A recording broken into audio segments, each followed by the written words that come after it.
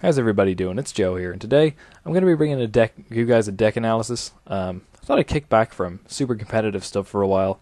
Not for a while, just for one video really.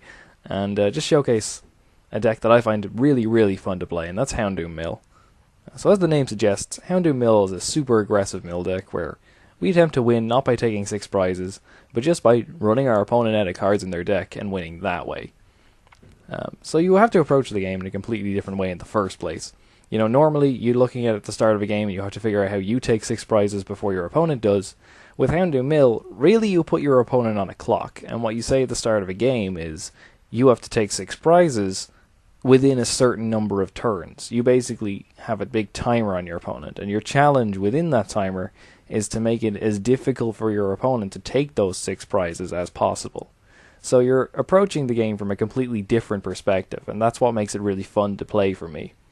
The list itself actually resembles Straight Toad a lot. If you've ever played Straight Toad before, you should snap into this pretty easily, because you still keep all the disruption, you still keep all the healing.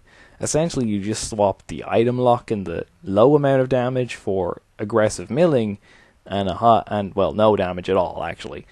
But yeah, so I think it's a really fun deck to play anyway. And I figured that I've worked on the list a little bit. It's gained a couple new things from Fates Collide.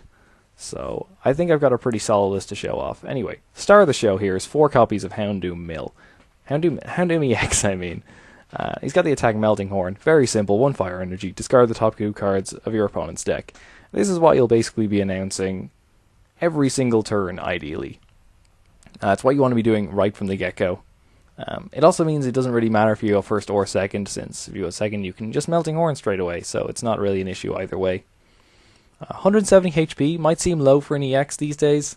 Mad that we can say that in the first place.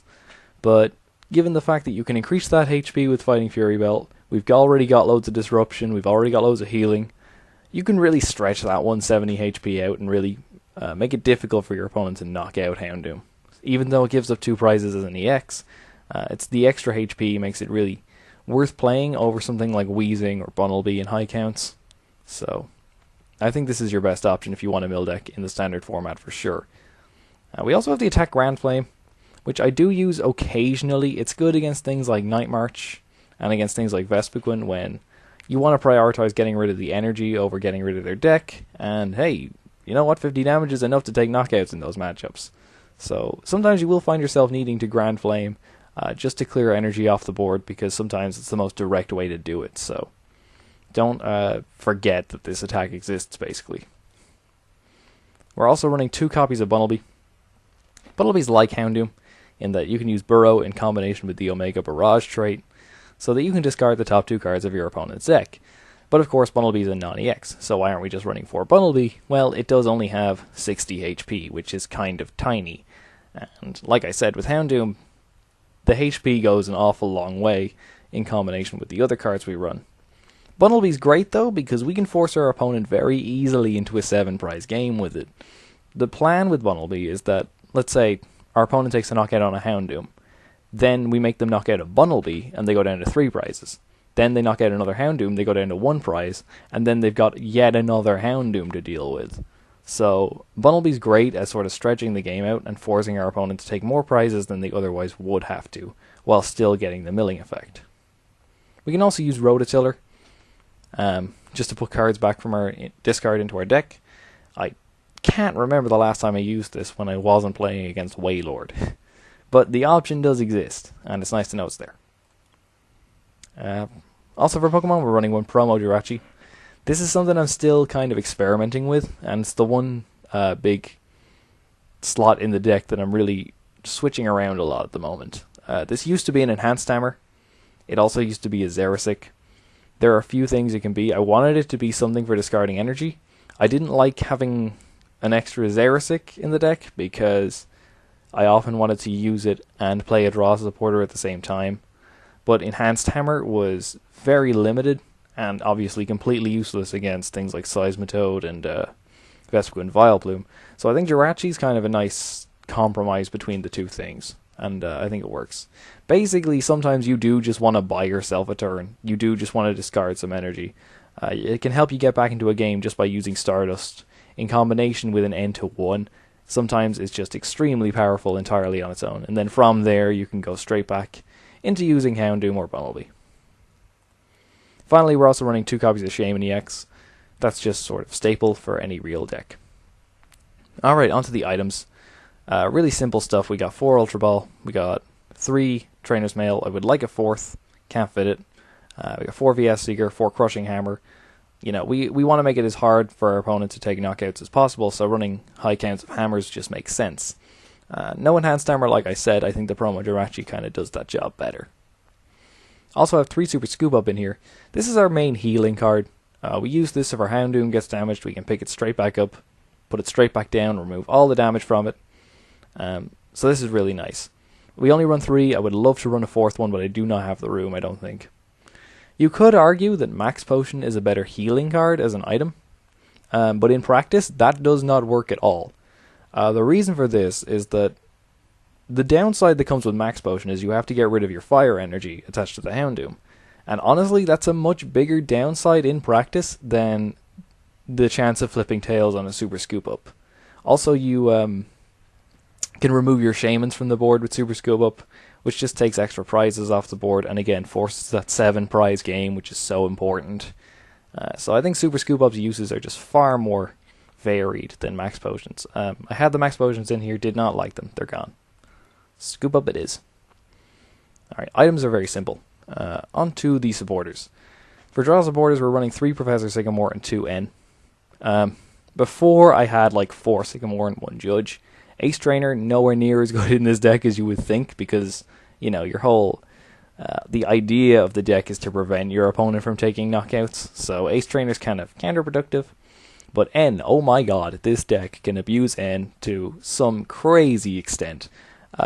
Because think about it, you never actually take any prizes. So every time you play an N, you're going to draw 6 cards every single time, but your opponent isn't.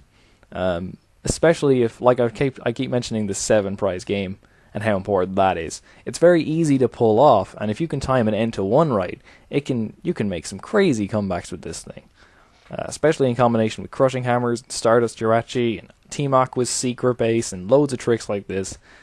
This deck can abuse N better than most other decks can. It also means it's completely safe from your opponent playing N as well. You're never going to get N'd into a bad hand. So, being able to abuse N is just such a big part of the deck now. So that's why there's a 3-2 split made for it. Sometimes, though, you do just want the extra draw power of Sycamore, and that's why there's still a high count of that. We're also running 1 AZ. This is basically in here instead of a 4th Scoop Up.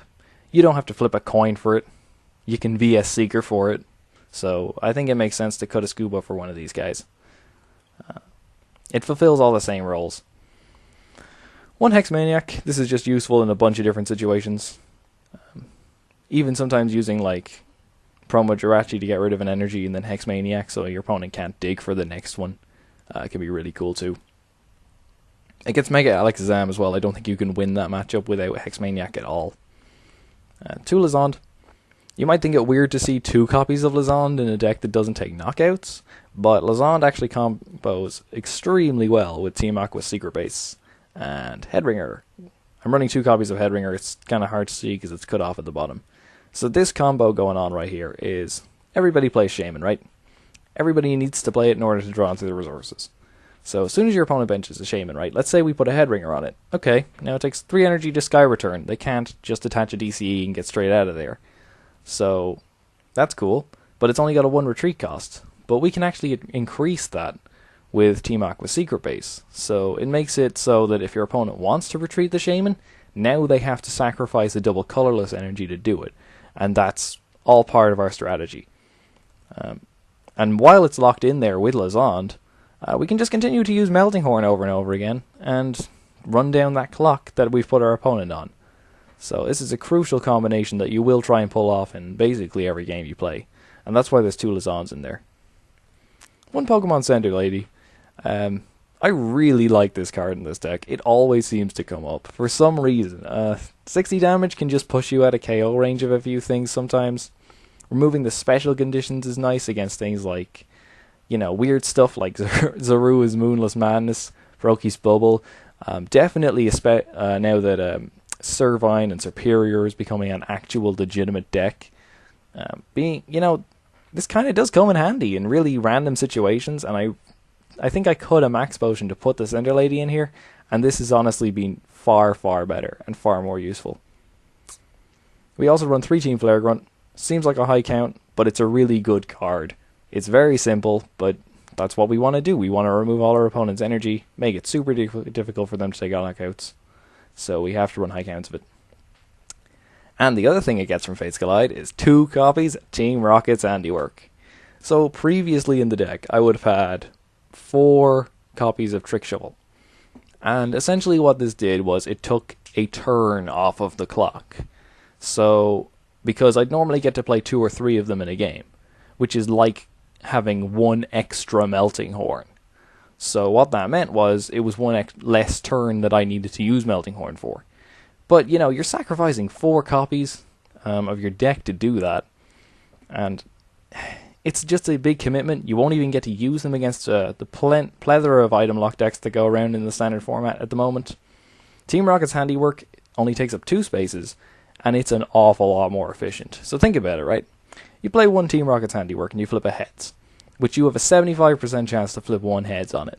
That is 1 less Melting Horn that you need to do throughout the game. But then again, you remember that there's 2 copies of this, and you can be a Seeker for it, and there's a chance that you flip 2 heads. You can basically cut the clock by about 3 or 4 turns just by having 2 copies of Team Rocket's handiwork in there. There's also turns where, like, let's say I'm attacking with the Promo Jirachi and I can't mill, I can play a Rocket's handiwork at the same time, and now I'm milling and using Promo Jirachi's effect. So, I think, at first I was kind of skeptical. I thought, is it going to be worth it? But having tried it out, it's definitely reduced the amount of time it takes me to run my opponent out of cards. So, great card in this deck, honestly. And the full art's fantastic if you can get a hold of that. Finally, 1 Zerasic. 2 would be nice, but 1's really all we have the room for. Promo Jirachi's in that 2nd slot. Onto the stadiums, we've got 1 Parallel City. A few small things this card accomplishes is it removes our Shamans from the board with the blue side. We can limit our opponent's bench against things like Mega Rayquaza and decks that rely on Bronzong as well. Also, the red side's pretty cool too, because we can reduce the damage done by things like Vespiquen. We can reduce damage done by Seismitoad, which is great now that Turbo Toad is becoming a big thing. We probably lose to that anyway, but whatever. Against just regular Seismitoad, though, this can help. Even against Greninja, we can actually force some awkward math from those guys in combination with Hexmaniac. So there's a few things that Parallel City accomplishes that are kind of nice. We're also running 2 Aqua Base, like I said. I wouldn't want to go any higher than 2, though, because sometimes you can accidentally lock your own Shamans in the active position, and that can get kind of awkward. That's why I like having 2 and 1 here. Because you can drop a Parallel City, then play a Shaman, but it's riskier to play the Aqua Base than play the Shaman. Sometimes, especially because you've got a decent chance to start with a Shaman or a Jirachi, you don't want to be dropping an Aqua Base and then trying to retreat it. So, I think 2 Aqua Base is fine. For the tools, we have 3 Fighting Fury Belt. Now, there's debate as to whether this could be Hard Charm or Assault Vest as well. And having tried all 3, I think Fury Belt is noticeably the best one. Just being able to increase your HP by 40 is great. You basically have 210 HP Houndooms. Grand Flame is now knocking out Zaruas, but Froakies, Pikachu's, I don't know, maybe that's relevant. That might come up at some point. And also, you can give your Bunnelby 100 HP, which actually does help out sometimes. I have done that a good few times to prevent my opponent from taking a knockout that they otherwise could have. Even in the Trevenant matchup, a Fury Belt on a Bunnelby is pretty great, because that way you can still force the 7 prize game in that matchup. 2 Floatstone, I really like having 2 Floatstone. Sometimes it's as good as a healing card. So say you have a Houndoom in the active spot, gets damaged, you just slap a Floatstone on it, retreat into a brand new Houndoom, and keep going. And sometimes that's honestly as good as a Scoop Up or an AZ, and it's just a lot easier to play. So I greatly appreciate the Floatstones in here. And finally for energy, we are just running 7 Fire Energy. So yeah, I really like this deck, honestly. It's a ton of fun to play.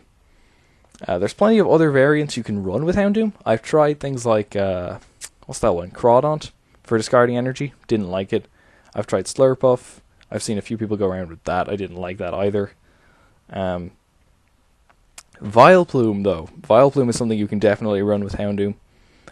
That's a completely different deck, though, if you do choose to run the Vileplume. You basically run like 4 Flare Grunt, 4 Xerosic. It's a crazy deck, and actually pretty good. Still not super competitive, neither is this one, of course. But I'm not going to go into Vileplume one too much because it's a completely different build once you start playing it. As for this deck itself, what else could I add to it? The other things I would like, one Ho-Oh EX is a cool option. The reason being, Ho-Oh has this ability, if you have a fire energy attached to it, you can heal 50 damage from it every turn. So, especially against the Trevenant matchup, one thing you could do is if you're really worried about Trevenant but you still want to play this, run a Ho-Oh EX. You just basically slap it in the active slot, stick a fire energy on it, and just keep healing all the damage they do to you. And you can just, even if you're not actually attacking with it, you're still burning turns that way. So that's actually an option for stalling out sometimes. But I think Promo Jirachi is useful in more matchups. So yeah, that's going to do it for the analysis of the deck. And I'll be back in a second with the game showing off this wonderful creation of mine. Okay, so we're going up against Mban. Fighting, Psychic, Colorless. We're still pretty low down the ladder because it did reset the other day, so this could really be anything, to be honest. Or it's something really obvious that I'm just not thinking of off the top of my head. Anyway, we do get to go first, so that's pretty cool. I normally get a few mulligans with this thing. And hey, there we go.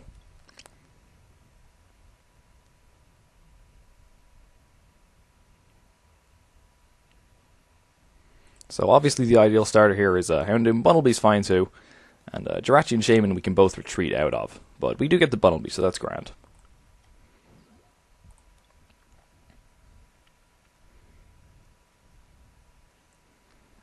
Alright, looks like we're against Kybart? Carping Zygarde. I wonder what the Psychic was then. Maybe he's playing Mew in it or something? I guarantee it's something super obvious that I cannot think of off the top of my head. But regardless, we're going to attach an energy to our Bunnelby.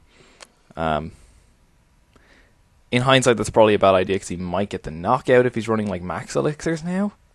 Promo Jirachi, I don't know how useful that thing's going to end up being.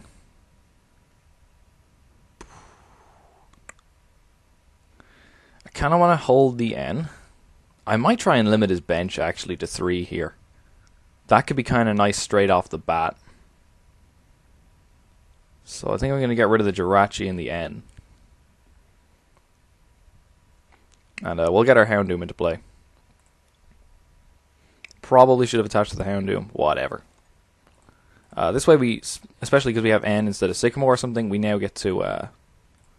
see, so yeah, he gets the blue side. Yep, done. Having N over Sycamore here is really cool because it essentially means that we don't have to get rid of this Crushing Hammer, which could end up being really useful. And, so yeah, we'll end him away.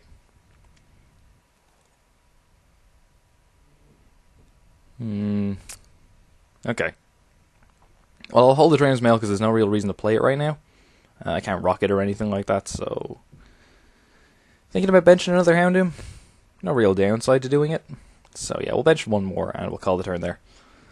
Hopefully, he doesn't manage to knock out this Bunnelby. He probably will, though. If he has, like, what, 1 max elixir? Can he do this? Standing card 40 double does 80, yeah. Maybe I shouldn't have played that, actually, because if he does have a max elixir now, he can go straight on to... Oh, he's going to Hoopa. I hope for his sake that he has a different stadium in his hand. I assume he has a fighting stadium, or he's just made a massive misplay here. But seeing the Hoopa on the board is actually really good for us in the first place. Double Regirock and a Shaman. Yeah, seeing the Hoopa on the board is really nice because it gives us a big target. For Headringer, Lizon Stall, that kind of stuff. Let's see, 1, 2, 3, Carbink 4. I assume this last card has to be a stadium, right? 2, 3, 4. He's got 2 cards left in his hand that we don't know. There's 2 Regirocks, a Carbink Break, a Shaman, and a VS Seeker. So one of these other 2 has to be a Stadium, right? No, it's not! Oh, and that could be a big misplay on his part. Big question as to who I actually put this Headringer on. Because there are some pretty... Because maybe the Regirock's a better option. The Hoopa has a 2 retreat cost. I could put it on the Zygarde to stop it attacking, and I think that might be where I go with this. Yeah, we just want to make it hard for him to attack, so I think that's definitely what I should do here.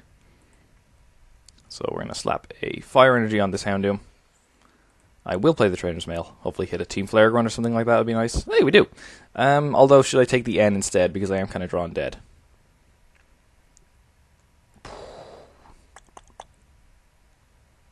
I think I have to take the N here, right? Yeah. There's really not a whole lot he can do next turn, so I think I might just...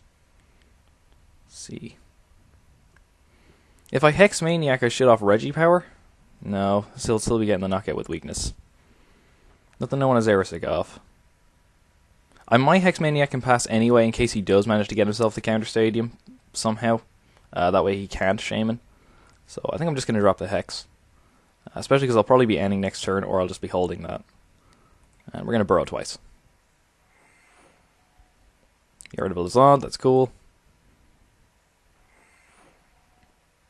And a Trainer's Mail. That's actually really good, because now he's less likely to draw into the Stadium. It looks like he's going to Break Evolve the Carbink. He will be able to take the knockout this turn then. But does he have any energy to accelerate? No, he does not. I see the VS Seeker for Lizard, okay.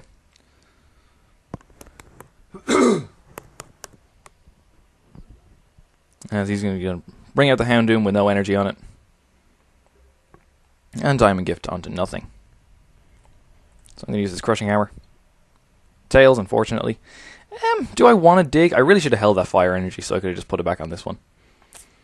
I don't know if I want to play the N, honestly. Because I know his hand is terrible. There's nothing to Xerosic. Stop shaking at me. I'm not getting rid of my own Headringer. This is kind of ugly. So what's his hand? 2 Regirock, a Shaman. A VS Seeker, which he just played. The Carbink Break he just played. So he has 3 cards in his hand that we don't know. He clearly can't do anything with those 3 cards. So maybe I just hold this.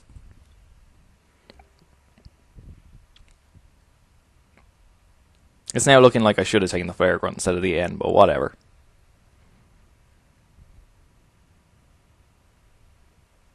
Oh, he's going to Sycamore. That's actually really good. We get rid of all the Shamans. I'm fine with that. The Parallel City really put in some work there, actually. That was a fantastic thing to have. Hey, there's a Skyfield. I assume he might be running Fighting Stadium in conjunction with that, but... okay. Wow, not a whole lot, and I'm just going to Xeris... or do I want to Xerosic that off? Because then he can just reattach it. Excellent, we do get the Float Stone. Now I could Xerosic that off. I'm thinking N's better, because if I Xerosic it off, he's just going to Diamond Gift again next turn. So, I'm going to N, and I'll hold the other Houndoom. There's no real reason for me to drop it on the bench just yet. That's fine by me. So we will, of course, retreat. I should check, actually. Diamond Gift only has 20. So I could have actually survived it with the Bunnelby. Maybe I should have done that. But I don't know. Do I want to keep digging with Trainer's Mail? I would like to hit a Crushing Hammer, actually. So let's see if I can do that. Hey, there we go. That's pretty handy.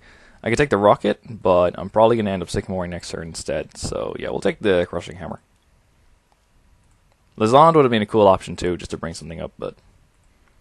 it would be great to get rid of this energy on the active. And yeah, there we go. Okay, I'm actually going to get rid of the active one.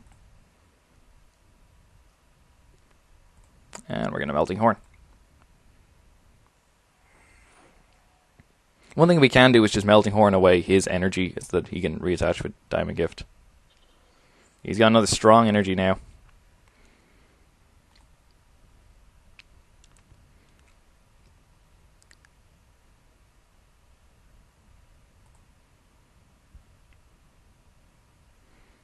Wonder if Lazand was a better pick there. Bringing up the Zygarde might have been a really useful idea, actually. Never seen another Regirock drop the board, hit the board. Maybe he's not running Fighting Stadium at all. Oh, he's got 2 Hoopa. Oh, he probably isn't, actually.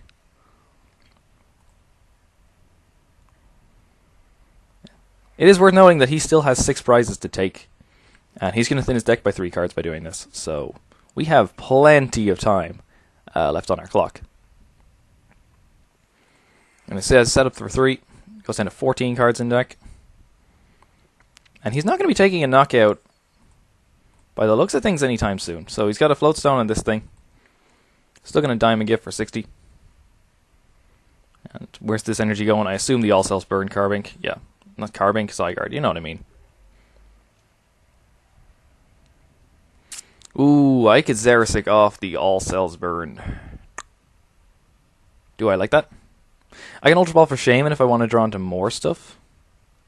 See, the thing is, he's probably going to hit another one. You know, I assume he's running a decent amount of them, and have we gotten rid of any yet?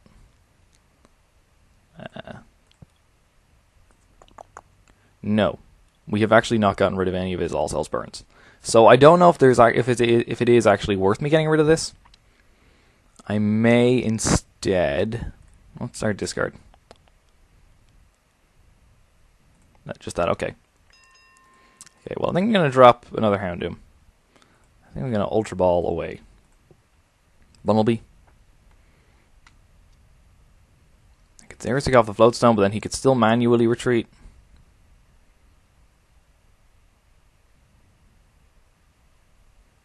I want to keep this Float Stone. Yeah, I'm going to get rid of the Xerosic. I think I'm just going to grab Shaman here. And we have notably more cards in our deck than he does. That is something you kind of have to watch out for if your opponent's playing kind of carefully. You do want to make sure that you keep a healthy amount of cards in your deck compared to theirs. But usually you can always catch up anyway, thanks to your milling abilities and the fact that your opponent won't have that kind of option available to them. So we're going to set up for 5. Okay, excellent, we do get the Lazand. And I am going to Lazand out this guy. This is actually not a whole lot he can do with this thing in the active spot. I'm going to drop another Fire Energy on this Houndoom.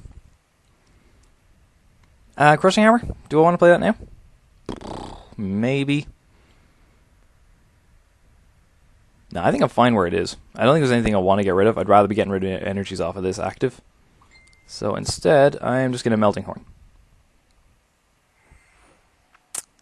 Maybe I am playing slow. Sorry about that, but... You've got a lot of options for me to look at.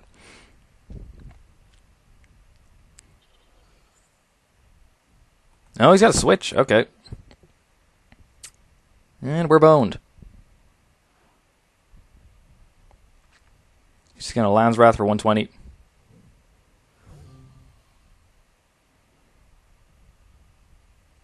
think I'm going to send him the Bunnelby here. And we've got VS Seeker for another Lazand, so we can just go for that again. Seeker for Lazand.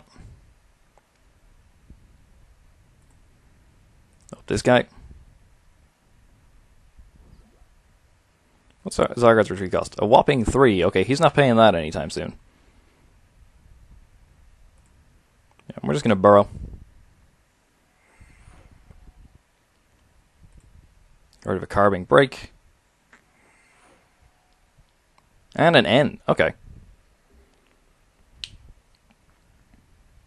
8 cards left in deck. This is where hitting a rocket could be really, really useful. May have to AZ up my Shaman at some point too. He's going to VS Seeker. Does he have AZ in there? No, but he might Karina for another switch. If he's running 2 switch, which would be very surprising to be honest. Oh, he's got a Super Odd though. So he'll be able to buy himself a few more turns with this thing.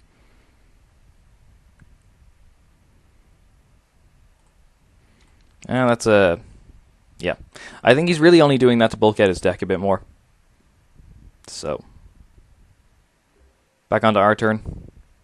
We top deck Team Flare Grunt, that's pretty great. I'm going to take this opportunity to AZ up my Shaman. I definitely don't want those prizes being really easy for him to take. Do I want to play the Crushing Hammers yet? Again, I still don't. This is what I want to be getting rid of the energies off of. So, I'm not quite sure what that word says. I'll check it out in the message. Oh, I assume he means like fatigue decks or decks that just run him out of resources. But yeah, they're not necessarily the funnest to play against. Certainly not if you're this guy, apparently. But I'm having a great time. I don't know about him, but... Waste people's time. I'm sorry, I think? I mean, I don't know why you bothered getting 3 Zygardes on your board, because you really only need 1, since I'm hardly going to knock it out, I think. I think if you're playing against this deck, there's a time limit to ladders. This guy really does not like my deck, apparently. One little Bunnelby is causing Zygarde a lot of trouble. The time limit reset very recently. Alright. And it seems we did kind of anger our opponent, but I think we had that game pretty much in the bag. Only 7 cards left in this deck. It didn't look like he had a way to retreat this Zygarde. I couldn't see him playing AZ or anything like that. And we can't check out his deck to find out. But I don't think I'll be sending him a friend request. I don't think he'd want me to. So I'm going to leave that. But I do hope that I showed off the deck well. I do hope I articulated my enthusiasm for it as well, because I really like it, even if he didn't. It's a ton of fun to play. And we do actually get ourselves a mana fee for our troubles. So, yay, I guess. Alright guys, this has been my analysis of Houndoom Mill. Thank you so much for watching. Watch out for Woopercast this week as well. It's going to be a really cool podcast. I've got something awesome lined up, so definitely look forward to that. And yeah, thanks for watching, and I will see you next time.